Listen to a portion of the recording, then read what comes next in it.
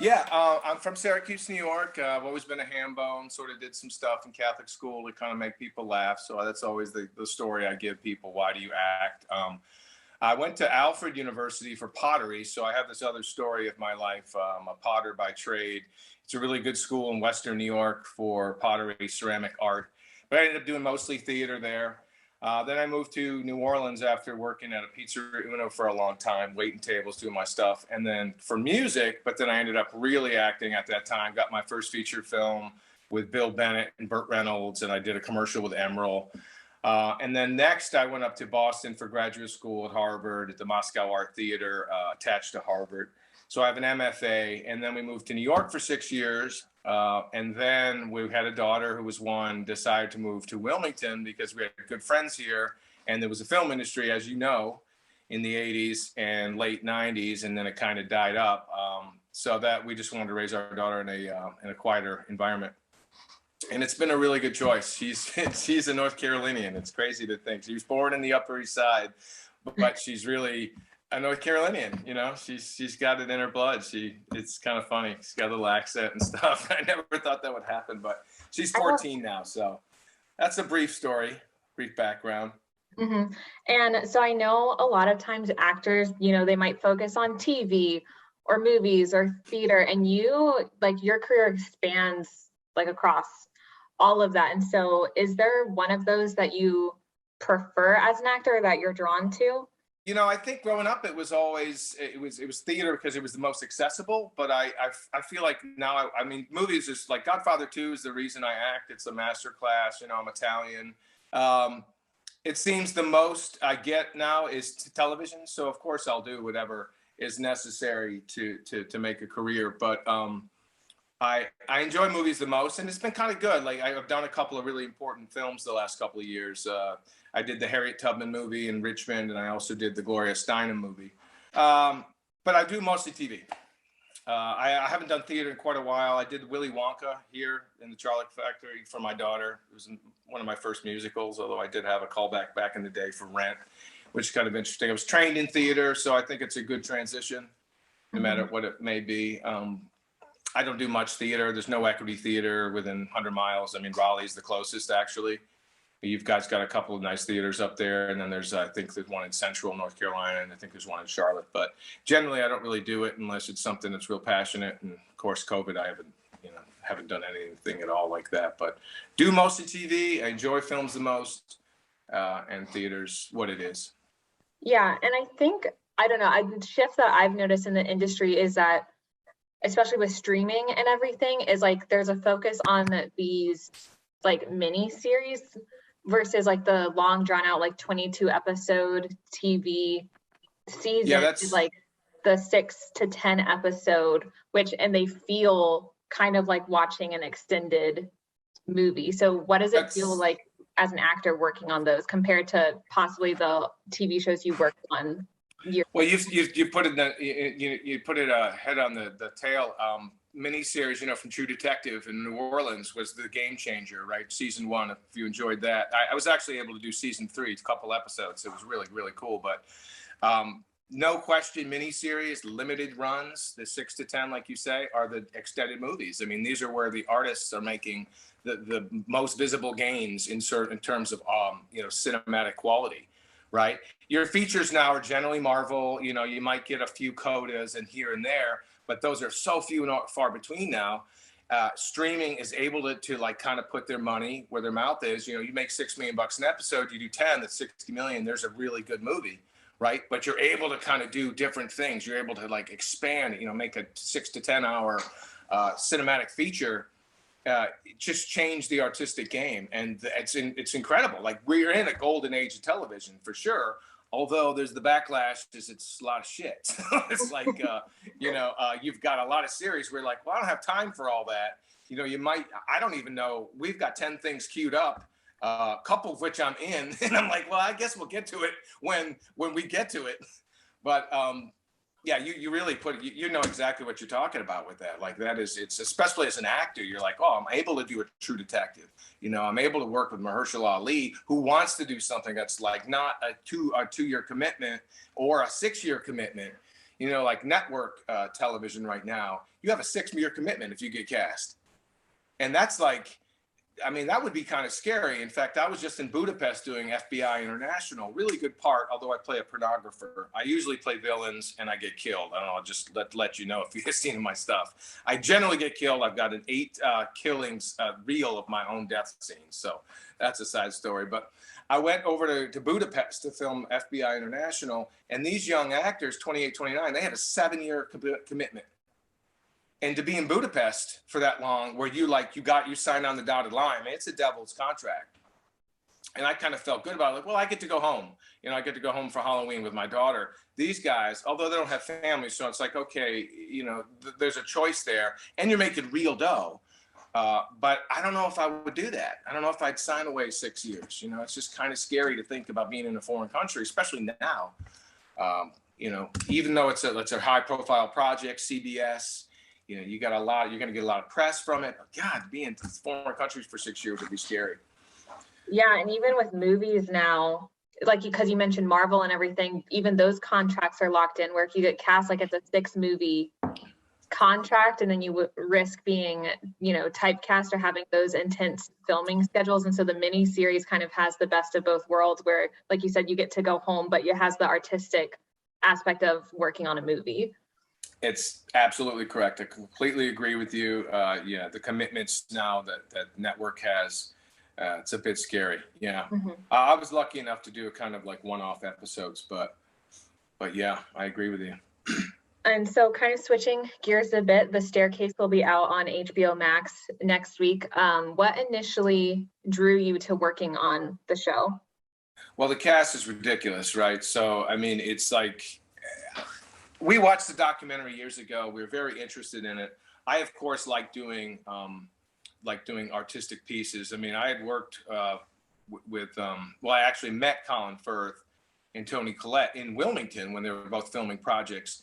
So when you hear about Antonio Campos doing something like this, you're like, you want to be part of it. You know, you're like, I'll be willing to take a lot of different parts in that thing. There's a huge cast to it. I mean, that's what most exciting. I also have a really good friend who plays the attorney, and you being from Raleigh, you probably know this case, right? Do you remember Michael Peterson? As I was reading about it, I felt like it come back to me. I haven't watched the documentary, but I want to watch the docu-series before the show premieres next week. You got to, yeah, because it's based on that. So it's like a kind of a little, it's a switch up. They're basing the this limited series on the documentary's like prowess with it. So my good friend Colin, who I directed here in Wilmington at City Stage, I don't know if you've ever been there, but it's like kind of the best theater in town, non-equity, but still interesting. He's playing Jim Harden, who's the attorney from Durham. Mm-hmm.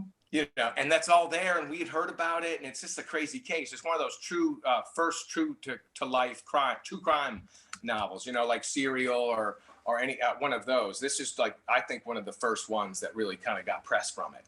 So I was most intrigued to just be part of it. You know, I really want to be part of good projects. You know, True Detective, the Harriet Tubman movie, the Gloria Steinem movie. To be part of history, when I look back and be like, oh, good, I was glad I was in that. And I think this is going to get that much ability. You know, I think that this is going to be that important. Yeah, and so for getting your role, did you have to audition for it? Yep. What was the audition like? You know, I don't know. So in the Southeast, we all all the auditions are taped.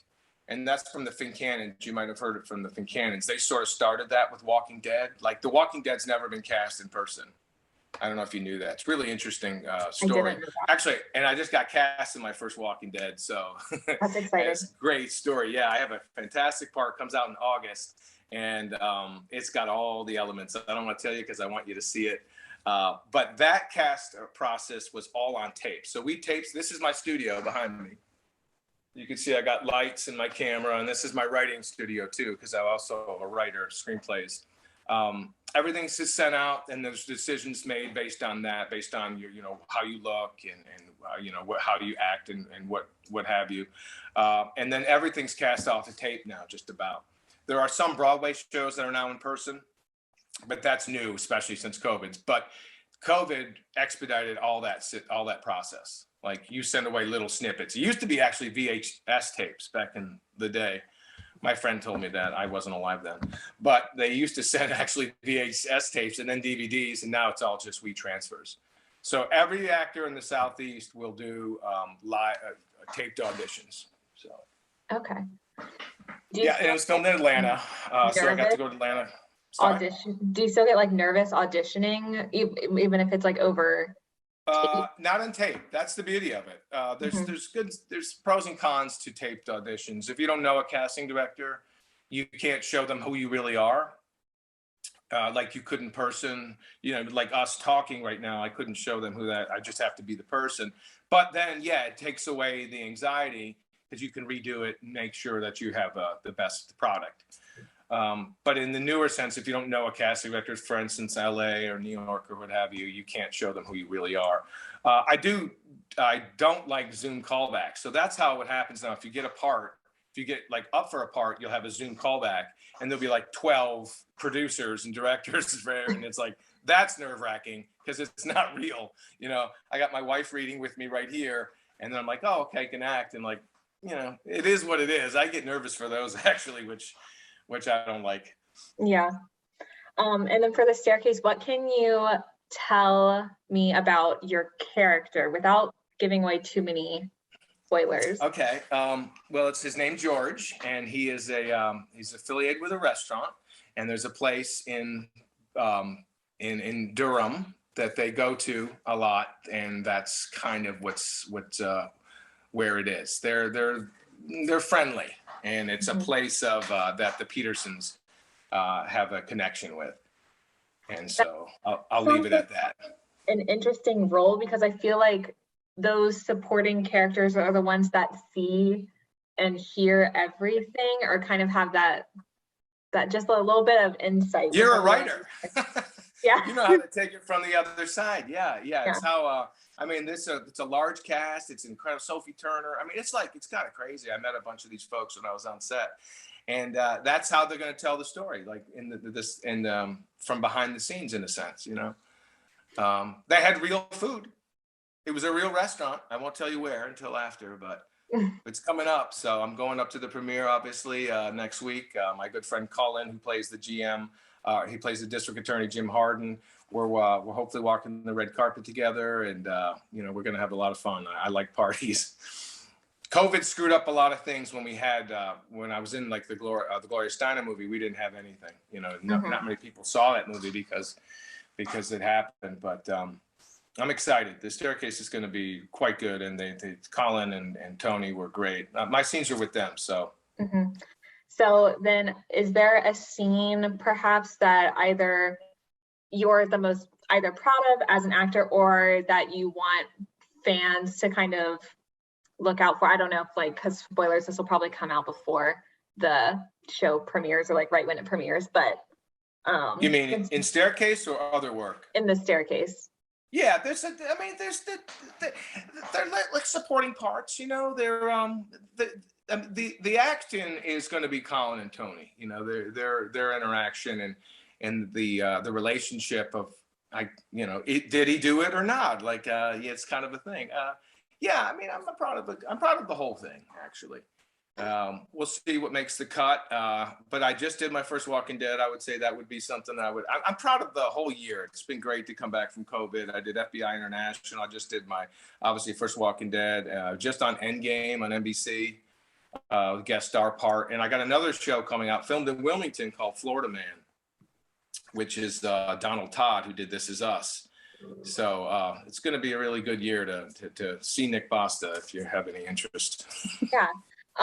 And so acting is not always the easiest career to pursue or to make a career out of. So do you have any advice for up and coming actors or anyone looking to break into the industry, especially with all the changes in the past couple of years?